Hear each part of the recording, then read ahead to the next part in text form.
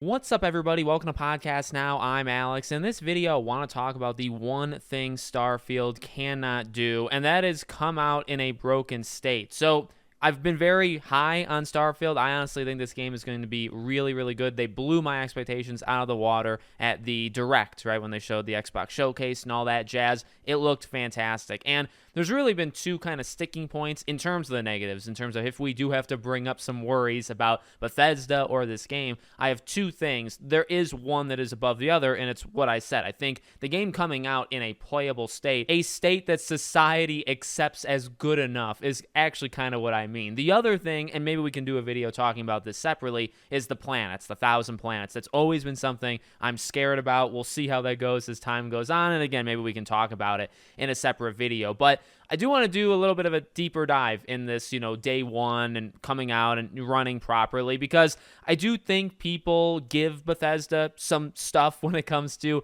day one releases, and I do want to talk about that. My honest opinion is I've never believed that's okay.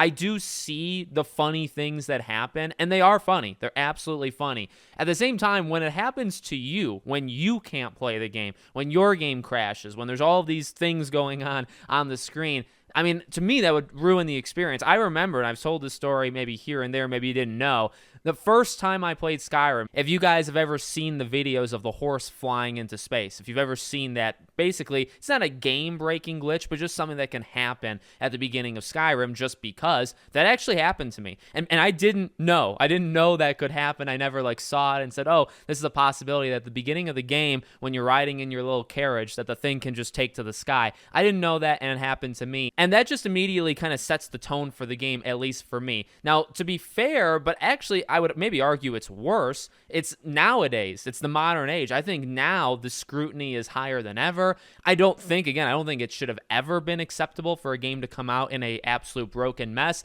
You could maybe argue Skyrim wasn't that. I did have a glitch where if you stepped into a certain river, the game would literally crash on PlayStation every single time. If you stepped in a certain body of water, the game would crash. So I had things that definitely ruined my experience, or hurt it at least, with Skyrim. But you look at it now as, say, like a Fallout 76, a little bit more recent, right? More in the age of Twitter and social media. And yeah, those things are going to kill you. Those things, take away from your soul every time you log on to Twitter. But I think it's just not something that Bethesda needs to happen. I think it's something that Xbox would like to avoid, right? When you have the Redfall situation, when you have all this stuff and so much is riding on Starfield. And again, to be clear, yes, this is a more negative video. I've been overwhelmingly positive on this game. So I do have faith in it. I do want it to do good. But it is true that, there's a lot riding on this game. And for the game to come out and to be basically clowned on by the entire internet is not how you want to start. Again, there could be funny things. It could be laughable. I could have a nice day looking at YouTube videos of these compilations.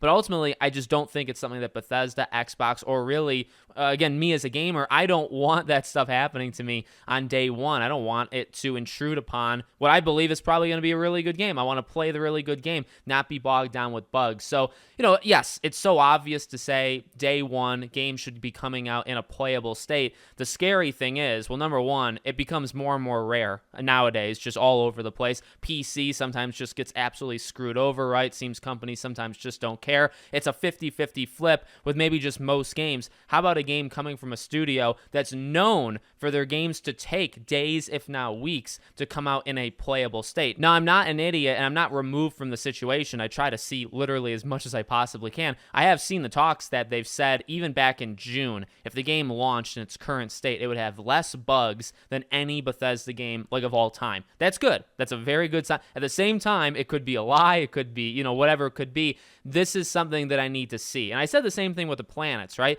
There are some things that I will take them on their word. There's some things that they can prove to me through a 45-minute presentation, which they did. There's also some things that I'm going to take with a grain of salt until I play it. You can tell me about the bugs all day long. You can tell me about the performance all day long. It matters when people, millions of people day one, get their hands on the thing, and will the game run? Now again, am I expecting a perfect game in terms of performance and no bugs, no glitches? No, I mean, honestly, when you're paying full price, when you're paying for anything really, and you're paying for like an entertainment thing, a want, and this is the industry of wants, right? I think the game should run. So you could argue, like, should games come out perfect condition? Yeah, they probably should. That should be what happens, and we've gone super far away from that, right? Games were way more complete back in the day than they are now. So I'll give them a little leeway. I'm not expecting a 10 out of 10 performance thing, but it needs to at least be playable. It needs to not be I think distracting is probably the better word. I mean, if it comes out not playable, I don't even know what they would do to the army of people coming after them, right? You could imagine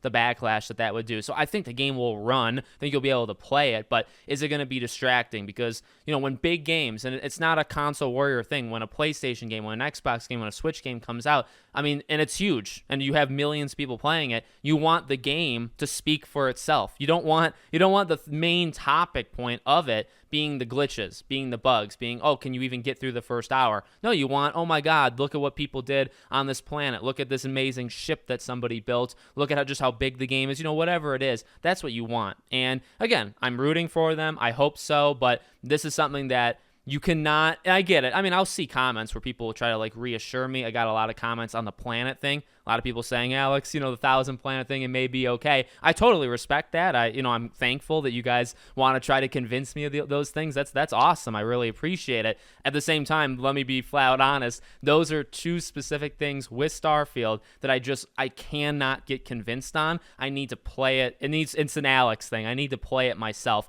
Then I'll be able to say, okay, they didn't lie to me, right? So let me know what you guys think in the comments. Is this the biggest issue for you? Do you think there's something kind of more alarming that could happen? Let me know in the comments. Make sure you're subscribed, bell icon turned on, and I hope to see you all on the next one.